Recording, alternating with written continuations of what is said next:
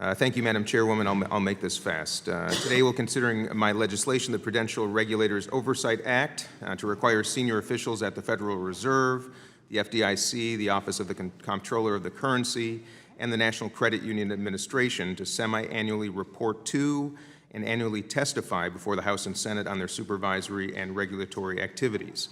When Dodd Frank was passed in 2010, it created the position of the Vice Chairman for Supervision for the Federal Reserve and required the Vice Chairman to testify before this committee at regular intervals regarding the efforts, activities, and plans of the board with respect to their supervisory conduct.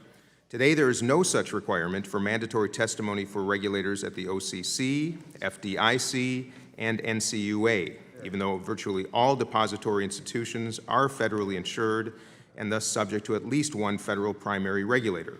In fact, prior to the May hearing with Prudential Regulators earlier this year, it had been more than 3 years since any official from the FDIC or NCUA had testified before the House.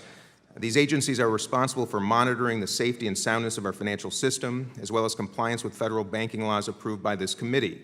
They play a large role in protecting taxpayers by promoting bank solvency and intercepting and preventing bank failures.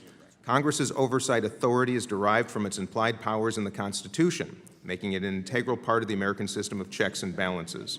Our committee, indeed Congress as an institution, could not responsibly or reasonably exercise our legislative powers without knowing what the executive branch was doing, how programs were being administered, and whether officials were obeying and complying with the law in Congress's intent in mind. The Prudential Regulators Oversight Act will simply provide our committee a further opportunity to examine the activities of the regulators and determine for ourselves whether they are exercising their powers appropriately. So I urge my colleagues to join me today in increasing transparency, which is necessary for good governance, and solidifying Congress's role in achieving financial stability throughout the country. Lastly, I want to thank Mr. Loudermilk for his leadership on this bill, and our colleagues from Ohio, Mr. Gonzalez and Ms. Beatty, for their support as original co-sponsors to this important legislation. With that, Madam Chair, I yield the remainder of my time.